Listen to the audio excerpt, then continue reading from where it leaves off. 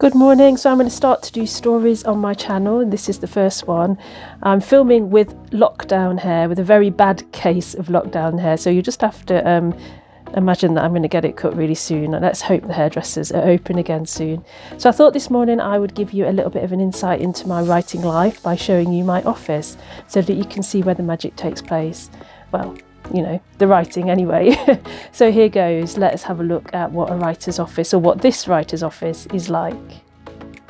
So here goes with my office. I'm starting by showing you the tidy corner, because actually it is always quite messy. I haven't tidied it up because I think that's probably gives you a more realistic view of what it's like in here. You'll see there's lots of books, lots of fiction, but also lots of non-fiction and books about writing craft, and of course my own books. Have a look at those. And then also, of course, little keepsakes and things like that. That's my Bilber bear that I was given when I went into Bilber College, which is a college in Nottingham that was studying one of my books, so that's quite special to me. And those two are killing jars. My first novel's called The Killing Jar, and actually that butterfly, this particular blue morpho butterfly, features quite heavily in it. And the wonderful people of Waverton in Cheshire made that for me when I won the Waverton Good Read, which was really quite an exciting thing to happen. I also have a few special photographs. This is one I took in London over the New Millennium Bridge, which I really liked, so I managed to get that one printed out. And another one from the Nottingham Goose Fair. If you don't know Nottingham and the Goose Fair, look it up. It's one of the biggest fairs in Europe. It's really was a highlight of my childhood. And this is one I took more recently of the fair. And again, I really like the photographs, so I got it blown up.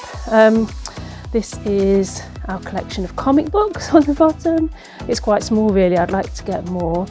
And here is two of my favourite pictures from Paris. Again, I took these myself. This was near where I lived, in the first arrondissement, and this was in, I think, the second arrondissement, again not too far from where I was living, and I just love this place. It's called Place Stravinsky. It's coming into a book that I'm working on at the moment, so watch out for that.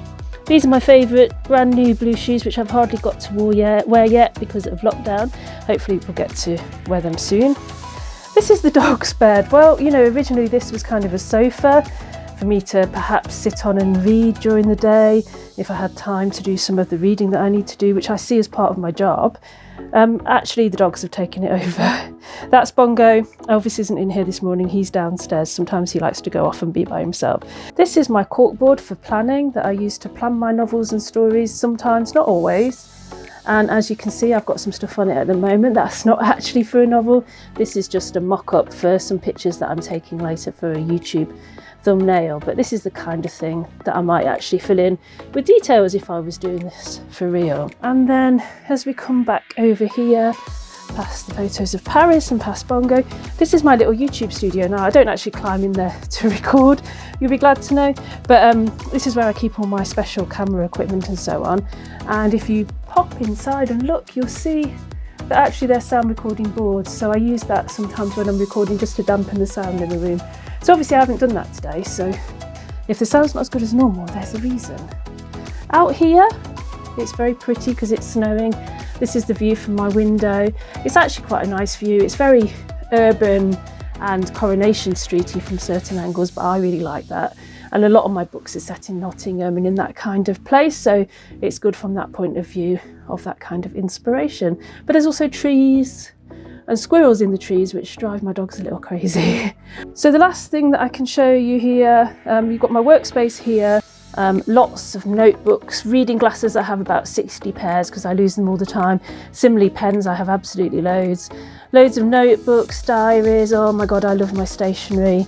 I use it to keep my head together, otherwise I forget things. You can see there's folders down there, good folders. Up here I've got a little whiteboard where I do all my to-dos. I'm not being massively efficient today, I just haven't filled it in yet. That doesn't mean I haven't got anything to do today. And here is my second workspace. This is where I spend a lot of my time. That's my Mac that I use for editing and for quite a lot of my writing. But I also have my day job computer, which is just there, which is a PC laptop. And then my big PC laptop with a massive screen, which is also incredibly useful.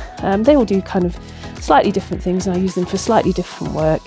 As you can see, I haven't quite finished my coffee, so now I'm going to get back to that. So that's my workspace. I hope you've enjoyed seeing it. Just to say what I'm going to be up to on the channel this week, I'm going to carry on doing the odd little short video in between my big ones, just to keep you entertained, and hopefully you've been enjoying those. And then I'm also going to be releasing my plotting versus planning video, which is going to come out next Monday on the 1st of February. So rabbits, rabbits, rabbits, it's the 1st, and there'll be a new video from me. So watch out for that, and thanks for watching, and hopefully I'll see you very soon on the Write channel. Take care.